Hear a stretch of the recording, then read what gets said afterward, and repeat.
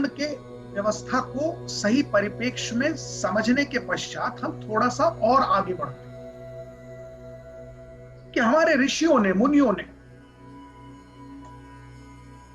कैसे हमारे समाज के इस ब्रॉडर क्लासिफिकेशन और क्लासिफाई फर्दर किया, और फर्दर क्लासिफाई करने की वजह से ही आप इस बात पर गर्व कर सकते हैं कि चाहे जितने आरोप आप वर्ण व्यवस्था पर लगाते जाएं, यही वो सभ्यता है जो शताब्दियों से सैकड़ों आक्रांताओं के द्वारा प्रताड़ित होने के पश्चात भी जीवित है, because the base is so scientific. When you have witnessed the Greek philosophy, the Roman philosophy, the Roman Empire, civilization, Greek civilization, Babylonian civilization, everything has demolished from the face of the earth. It has evaporated. The Sanatan Sanskriti remained because of this wonderful scientific classification, where it is not reached or not stopped only at Chaturvarna. चातुर्वर्ण के अंदर जब आप प्रवेश करते हैं तो आपको एक टर्म मिलता है गोत्र. आप देखिए, ये गोत्र आपको विश्व में कहीं और नहीं मिलेगा. ये गोत्र क्या चीज है?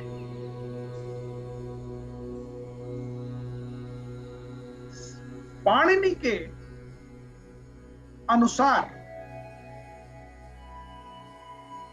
गोत्र का संधि विच्छेद करिए, संस्कृत शब्द है गोत्र. तो महर्षि पाणिनि ने, जो कि व्याकरण के प्रणेता माने जाते हैं, उन्होंने गोत्र का संधि विच्छेद करके बताया है. गोत्र का अर्थात गौ को रखने का स्थान. अ काउ शेड, जहां पर गाय रखी जाती थी, गौत्र. और गाय सनातन धर्म में पवित्रता का सिंबल है.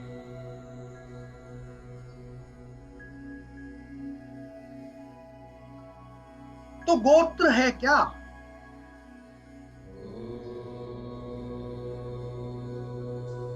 बेसिकली गोत्र जो चातुर्वर्ण हैं, उनके 3 वर्णों में ही पाए जाते हैं.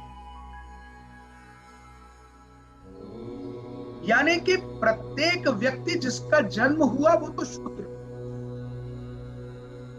लेकिन उसने अपने जीवन काल में अपने आप को किस वर्ण में स्थापित किया, उसके गुण कर्म के अनुसार वो लैडर पर ऊपर उठा. तो वो वैश्य, क्षत्रिय या ब्राह्मण चातुर्वर्ण में जब आया, तो जो वैदिक जो शास्त्र हैं वो बताते हैं कि ब्रह्मा, जो इस सृष्टि के निर्माता माने गए, इस सृष्टि का निर्माण करने के जो प्रणेता वो ब्रह्मा, उनके 7 पुत्र यानी सप्तऋषि. और वो सप्तऋषि हैं अत्रि, अंगिरस, भृगु, भारद्वाज, गौतम, कश्यप और वशिष्ठ. अब देखिए आप, यानी कि ये वैदिक संस्कृति आपको सृष्टि के निर्माण से क्लासिफाई कर रही है. ब्रह्मा के 7 पुत्र सप्तऋषि, और इन सप्तऋषियों ने ब्रह्मा के सृष्टि के निर्माण की गति को आगे बढ़ाया। यानी हम सब जितने इस धरती पर आज विचरण कर रहे हैं वो इन्हीं सप्त ऋषियों की संतानें हैं। और इन सप्त ऋषियों की संतानों के संतानों के संतान हम सब हैं। तो ये जो सप्त ऋषि हैं इसमें 2 ऋषियों का कालांतर में और एडिशन हुआ और वो 9 ऋषि हो गए। साउथ के एक ऋषि हुए अगस्त्य, जो कि इन सप्त ऋषियों में 8वें ऋषि माने गए। और कालांतर में एक क्षत्रिय राजा कौशिक,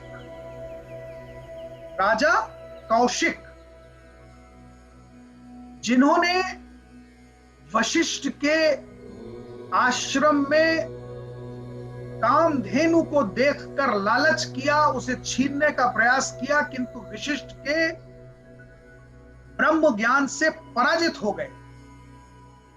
राजा कौशिक जब अपने पूरे सेना के समेत पराजित हो गए एक ऋषि से, तो उनको रियलाइज हुआ कि मुझसे बड़ा ब्रह्म ज्ञान है।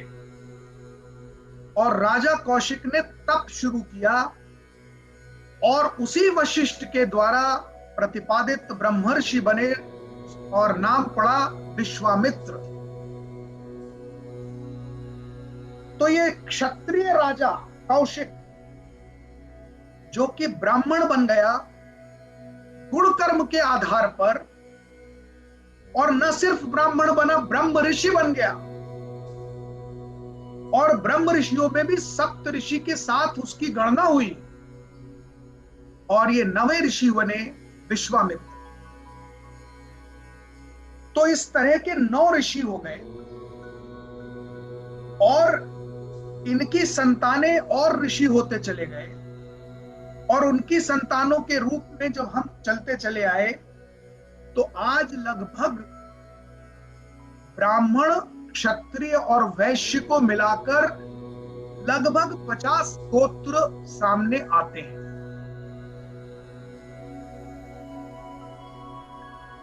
और कोई ना कोई व्यक्ति इन्हीं 50 गोत्रों में से कोई एक गोत्र माना जाता है। और हर गोत्र में समय समय पर महान ऋषि, महान अचीवर्स हुए हैं। जिन ऋषियों को, जिन अचीवर्स के आधार पर हम अपने पूर्वजों को गिनकर बड़ा गर्व करते हैं, जिसे हम वंशावली भी कहते हैं, वंश परंपरा कहते हैं। यानी गोत्र के अंदर होता है वंश।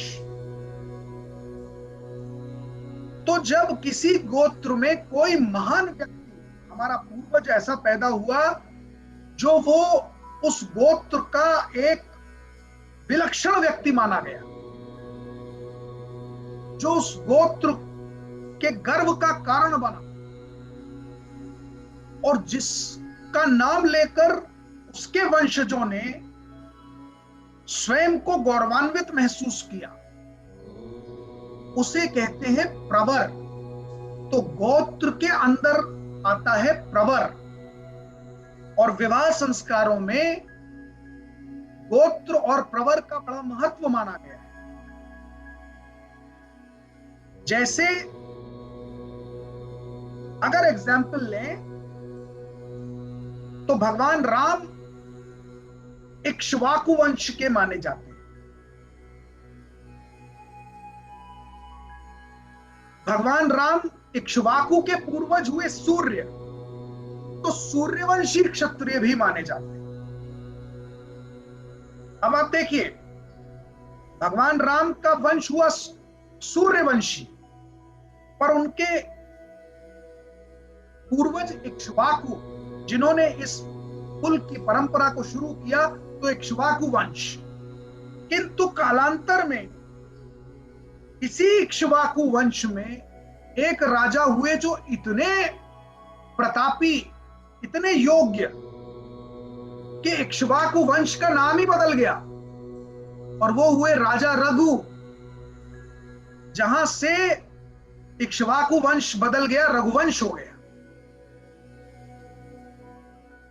तो देखिए, जब किसी गोत्र में ऐसे कोई विलक्षण प्रतिभावान व्यक्ति जिस आपके पूर्वज के रूप में जन्म लेते हैं, जिससे आइडेंटिफाई होके आप गर्व कर सके, तो रघुवंश हो गए। तो सूर्य कहीं विलुप्त हुआ, इक्ष्वाकु विलुप्त हुआ, रघुवंश हो गए।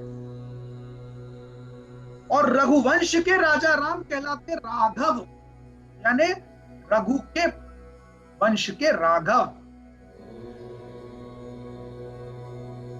तो इस प्रकार गोत्र के अंदर होता है प्रवर,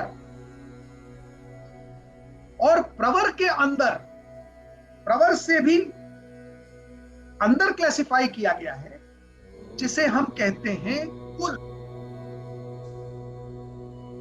अब आप देखिए, जब भी आप, यदि आपने कभी एक परंपरागत विवाह कार्यक्रम में पार्टिसिपेट किया हो, तो उसमें गोत्र प्रवर के साथ कुल भी पूछा जाता है। किस कुल गोत्र के हो भाई? कुल गोत्र एक ही वर्ड बन जाता है। लोग कहता है भाई किस कुल गोत्र का लड़का है, किस कुल गोत्र की लड़की है। तो ये कुल क्या है? ये प्रवर से भी नीचे कुल होता है। जब धीरे धीरे धीरे धीरे एक ही गोत्र का इतना विस्तार हो जाता है कि उस गोत्र के अंदर अलग अलग कुटुंब कुल के रूप में निर्माण हो जाते हैं। यानी एक लार्जर फैमिली इज कुल। उस लार्जर फैमिली के कुछ रिचुअल्स स्पेशलाइज्ड हो जाते हैं।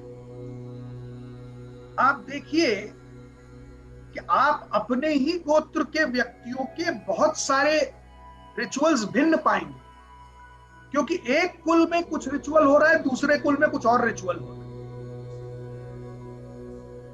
क्योंकि वक्त के साथ जो घटनाक्रम होते हैं वो आपके ट्रेडिशंस को चेंज कर देते हैं, रिचुअल्स को बदल देते हैं। आपकी अपनी फैमिली, जो लार्जर फैमिली है, जो कुटुंब है, वो अपने गोत्र, अपने प्रवर से थोड़ा सा भिन्न हो जाती है, क्योंकि उसके कुटुंब में कुछ ऐसी घटना हो गई जिसकी वजह से उसने अपने रिचुअल, अपने ट्रेडिशन को चेंज कर दिया। मैं आपको एग्जांपल देता हूं। मेरे अपने परिवार में, जिसको मैं कुल कह सकता हूं, रक्षाबंधन के दिन रक्षाबंधन नहीं होता। अब ये गोत्र से तो लेना देना नहीं, मेरे गोत्र में रक्षाबंधन के दिन ही रक्षाबंधन होता है, पर मेरे कुल में रक्षाबंधन के दिन रक्षाबंधन नहीं होता, वो हरतालिका तीज के दिन होता है। तो ये हरतालिका तीज के दिन जो रक्षाबंधन हो रहा है, ये मेरे गोत्र का इंडिकेशन नहीं है, ये मेरे कुल का इंडिकेशन है। तो क्या हो गया?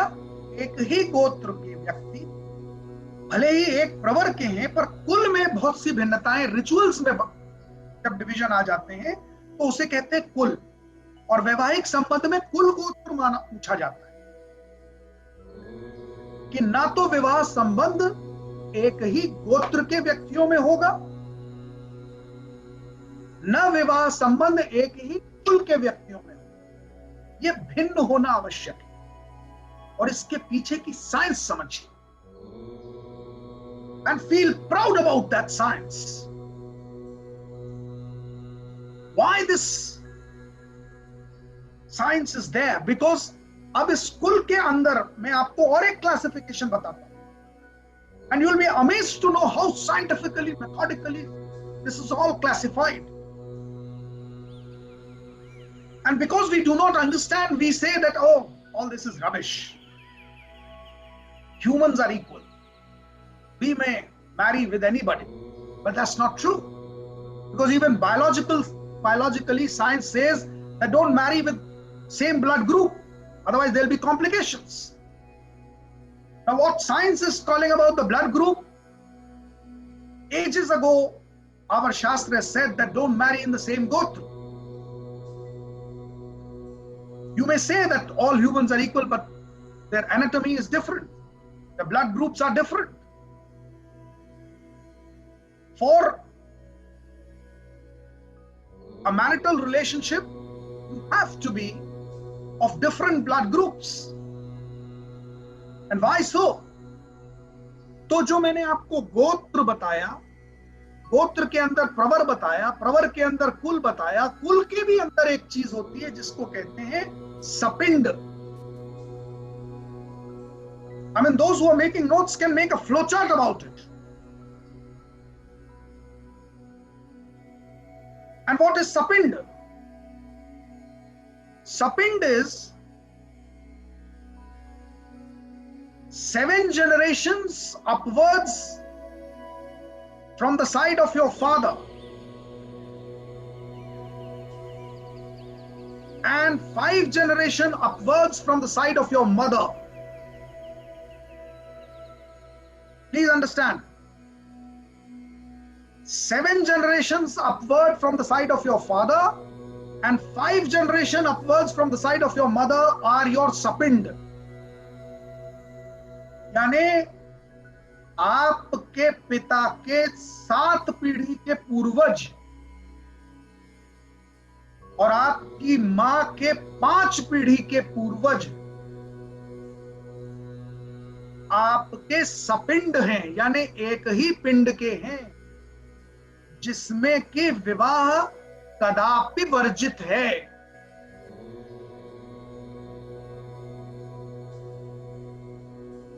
अब आप ये कमाल का क्लासिफिकेशन समझिए, कितना साइंटिफिक, कितना उसका बेस कितना स्ट्रांग है कि यानी आपके विवाह के संबंध के पश्चात जो आपकी संतान होगी वो संतान कदापि सपिंड नहीं होगी, सेम कुल की नहीं होगी, प्रवर की नहीं होगी, गोत्र की नहीं होगी. और उसके पश्चात यदि उसके गुण कर्म जिस वर्ण को स्थापित में पहुंचेंगे वो उससे आइडेंटिफाई होगा, यानी जन्म से तो कदापि नहीं.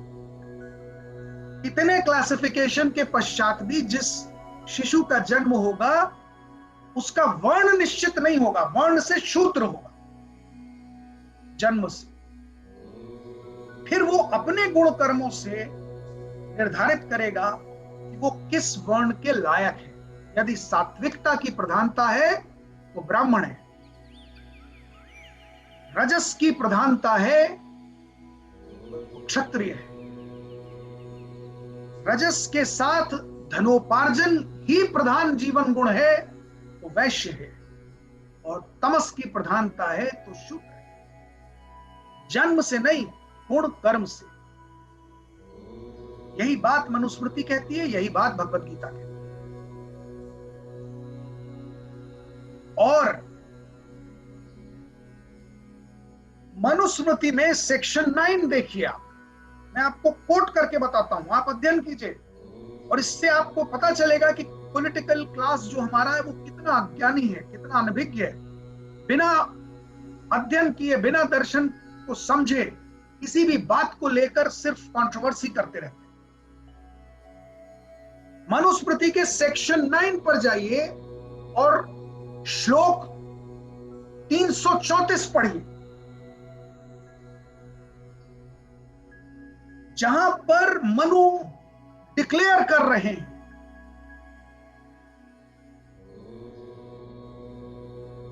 कि जन्म से प्रत्येक व्यक्ति शूद्र है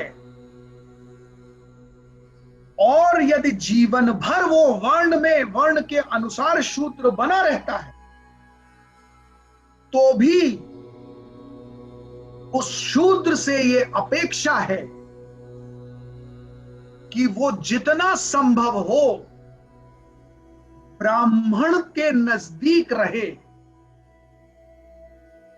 यानी कि आप जन्म से ब्राह्मण हुए किंतु कर्म से शूद्र हैं. आपने जन्म ब्राह्मण कुल में लिया लेकिन आप माने जाएंगे शूद्र. पर यदि आप शूद्र कर्म से हैं तो भी आपसे अपेक्षा है कि आप ब्राह्मण की सेवा में रहें। ये आपके जीवन का सबसे उत्तम उद्देश्य होगा। ब्राह्मण यानी कौन? भले ही वो ब्राह्मण व्यक्ति का जन्म शूद्र के यहां हुआ हो, पर गुण धर्म से वो व्यक्ति ब्राह्मण बन गया है। तो आपसे अपेक्षा है कि ब्राह्मण की सेवा में रहेंगे तो शायद आपके अंदर उन गुणों का पदार्पण होने लगेगा। जैसी संगत होगी वैसा गुण आपके अंदर उत्पन्न होने लगेगा।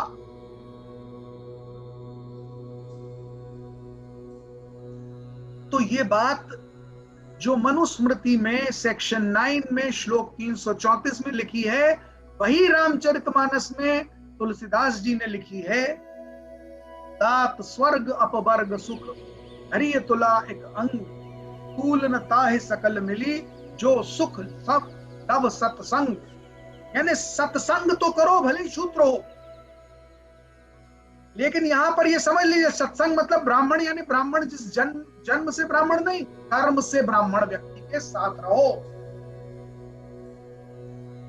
जन्म से तो महर्षि वाल्मीकि भी शूद्र थे, पर कर्म देखिए कि सारे ब्राह्मण उनके द्वारा रचित रामायण का ही गुण गा रहे हैं। जन्म से तो महर्षि वेदव्यास की मां मछुआरी थी और रचना की महाभारत की। उस महाभारत के अंदर भगवत गीता। तो मां तो शूद्र, बेटा ब्राह्मण। तो आप देखिए जितने बड़े बड़े ग्रंथ हैं, रामायण से लेके महाभारत, रचना किसने की? जन्म से शूद्रों ने, लेकिन कर्म से वो ब्राह्मण हो गए। विश्वामित्र का आपको दृष्टांत दिया मैंने। जन्म से क्षत्रिय, पर सप्त ऋषियों के साथ गणना हो गई, 9वें ऋषि हो गए विश्वामित्र, ब्रह्म ऋषि हो गए। तो ये जो भ्रम है, अपने अंदर एक गौरव उत्पन्न करना, अरे मैं तो ब्राह्मण कुल में जन्म लिया, ब्राह्मण हो गया। कर्म देखो भाई, कर्म क्या है? तुम्हारे कर्म निर्धारित करेंगे कि तुम ब्राह्मण हो कि शूद्र हो। इसी प्रकार जो मैंने क्लासिफिकेशन आपको बताए, ये इतने आवश्यक हैं कि अगर आप इन ग्रंथों का अध्ययन करेंगे तो आपके अंदर वो अज्ञानता का अंधकार दूर होगा और आप इस बात को समझ पाएंगे कि हमें अपने व्यक्तित्व में उन गुणों की उत्पत्ति करनी, उन गुणों के आधार पर हमको डिजर्विंग बनना है और इस क्लासिफिकेशन के लैडर पर ऊपर उठते जाना है। ये समझ लीजिए कि समाज के क्लासिफिकेशन तो हर युग में रहे हैं, आज भी हैं। आज भले ही हम उनको ब्राह्मण, क्षत्रिय, शूद्र, वैश्य के क्लासिफिकेशन में ना माने, डिफाई करें, पर क्या वर्तमान के समाज में क्लासिफिकेशंस नहीं है? आज हम क्लासिफिकेशंस दूसरे नाम से जानने लगे। हम धनी व्यक्ति को पूज रहे हैं, निर्धन को धिक्कार रहे, जबकि प्राचीन समाज में निर्धनता कतई धिक्कृत होने का कोई कारण नहीं था, क्योंकि ब्राह्मण से धन की अपेक्षा ही नहीं की जाती थी। तो निर्धनता भी पूज्य थी। बड़े से बड़े राजा, एक ऋषि जो खड़ाऊ पहना है, कमंडल उसका सबसे बड़ा प्रॉपर्टी है, वो जब राजसभा में प्रवेश करता था तो राजा उतर के उसके चरण स्पर्श करके। निर्धनता किसी भी प्रकार से समाज के किसी क्लासिफिकेशन का आधार नहीं था। आज के समाज में हमने धन को क्लासिफिकेशन का आधार बना दिया। धनी है तो पूज्य है, निर्धन है तो धिक्कृत है। तो क्लासिफिकेशन तो आज भी है, लेकिन आज का क्लासिफिकेशन गुण कर्म के आधार पर नहीं है। और इसीलिए अगर आप वर्तमान इतिहास को भी देखें, बहुत पौराणिक तक मत जाए, वर्तमान इतिहास को थोड़ा सा अध्ययन कर लें अगर आप, तो सन 1000 के आसपास अगर आप पहुंचेंगे, जहां पर मोहम्मद गजनी, मोहम्मद गौरी का आक्रांत शुरू हुआ भारतवर्ष में, सबसे पहला जो इन्वेजन था उसको किसने डिफीट करके भगाया? आप अगर इतिहास को पढ़ेंगे सन 1000 के आसपास को, दुर्भाग्य कि हमारे पाठ्यक्रम में ये सब नहीं है, तो राजा सुहेल देव पासी, जिन्होंने मुस्लिम इन्वेजन को सबसे पहले फॉइल किया था, फेल किया था, he had defeated the invaders and those invaders have ran away to protect that Indian culture. Who was that? Raja Suhel Dev Pasi was a Shudra, but he was a noted king and a warrior king.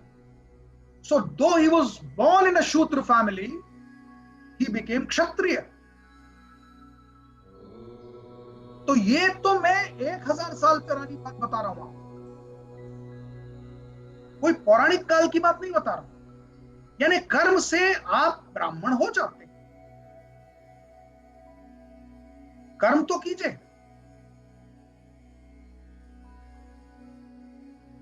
ये जो चातुर्वर्ण है, आज ये समझने की जरूरत है कि ये समाज को विभाजित करने का जो एक पॉलिटिकल प्रोपेगेंडा है, ऐसा बिल्कुल नहीं है।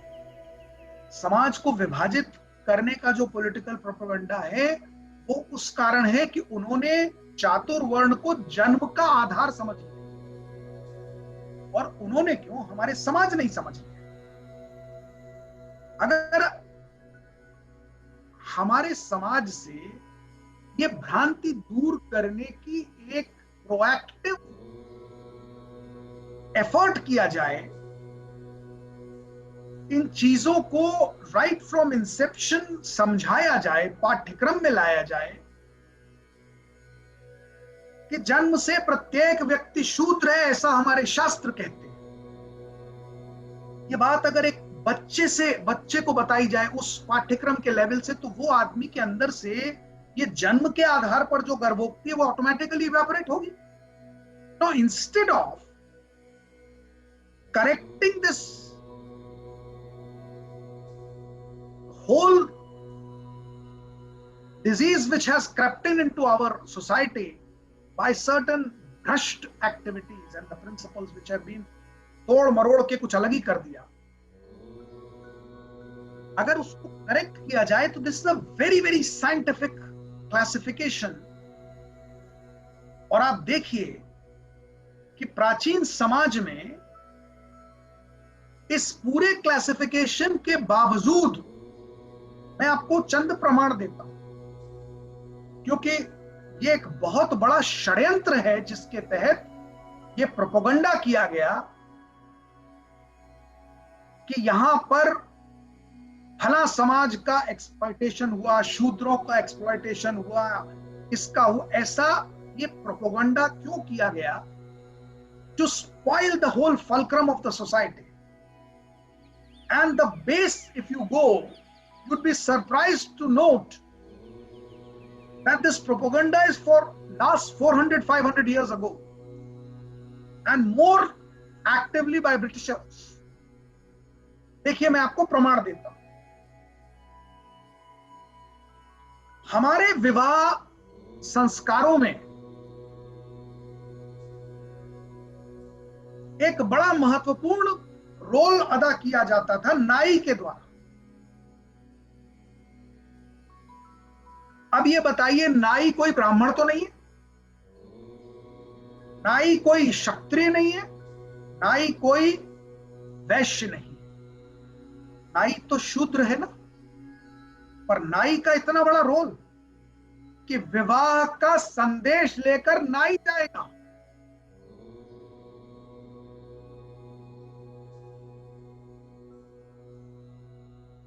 ये पहला प्रमाण समझिए कि शूद्र कोई समाज से दूर रखे हुए व्यक्ति नहीं थे। इट्स ओनली गुणकर्म के आधार पे those who can do physical labour are Shudra, एक कैटेगरी है।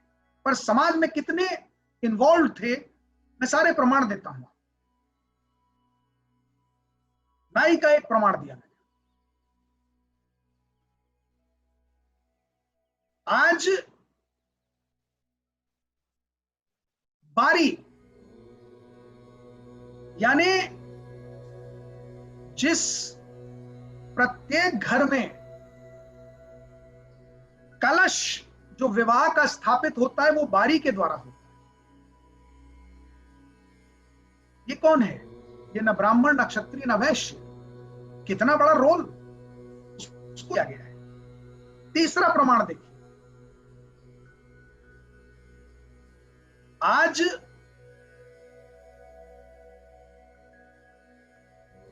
ये जो जन्म बच्चे का कराया जाता था वो दाई कराती थी, और दाई जो बच्चे का जन्म कराती थी, ये कहीं आपको पूरे शास्त्रों में कर लीजिए कि ये कहीं नहीं मिलेगा कि वो ब्राह्मण हो कि क्षत्रिय हो कि वैश्य। यानी आपके जीवन के अभिन्न अंग सिर्फ एक गुणकर्म के आधार पर क्लासिफिकेशन है।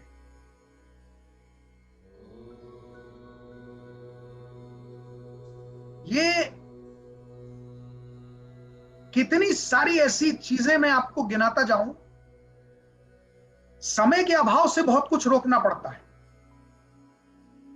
ये सारा क्लासिफिकेशन बताया गया कि बड़ा एक्सप्लॉइटिव समाज है, क्योंकि समाज हमारा एक वर्ग को कहा महिलाओं के ऊपर बड़ा शोषण हुआ। अरे भाई, हमारे समाज में तो महिलाओं को कहीं शोषण का कोई केंद्र माना ही नहीं गया। एक से एक विदुषियों के नाम आपको मिलेंगे, और विदुषियों के अलावा जितनी देवियां हैं वो पूज्य हैं। शक्ति का स्थान शिव के ऊपर रखा गया। कहां एक्सप्लॉइटेशन? आप कितना सारा अध्ययन जो है अगर आप करें तो आपकी भ्रांतियां कितनी दूर होंगी। जीवन में सिर्फ एक ऐसा वर्ग था जो फिजिकल लेबर में पारंगत था। इस वजह से उसका एक क्लासिफिकेशन किया गया। यानी आपके बर्तन, जो व्यक्ति आपके बर्तनों को हैंडल कर रहा है वो शूद्र कैटेगरी का है, लेकिन ब्राह्मण के बर्तन वो अछूत तो नहीं। धोबी कोई ब्राह्मण तो नहीं है, लेकिन आपके कपड़ों को हैंडल कर रहा है। अनाज उगाने वाला लेबर जिसका भोजन ब्राह्मण, क्षत्रिय, वैश्य सब कर रहे हैं, वो कहां समाज से दूर है? तो ये सारी जो भ्रांतियां वर्षानुवर्षों, मैंने बताया कि शूद्र समाज से निकले हुए सारे बड़े संत जिनके अध्ययन आप सारे शास्त्रों के आप कर रहे हैं, तो ये सब भ्रांतियां मन से दूर करने की आवश्यकता है, दिमाग से निकालने की आवश्यकता है। और यदि भविष्य में जरूरत हुई तो मैं सैकड़ों एग्जाम्पल ऐसे दूंगा आपको, और शास्त्रों के आधार पर दूंगा जहां पर कहीं कोई समाज में ऐसी विघटन की शक्तियां नहीं थी। ये सब प्रोपेगेंडा बाद में किया गया। अगर हम अपने शास्त्रों को समझें और उसको अगर हम प्रोएक्टिवली लोगों को समझाएं, we can still foil this political propaganda and conspiracy। मुझे आशा है कि आपको आनंद आया होगा। आप सबको धन्यवाद, प्रणाम।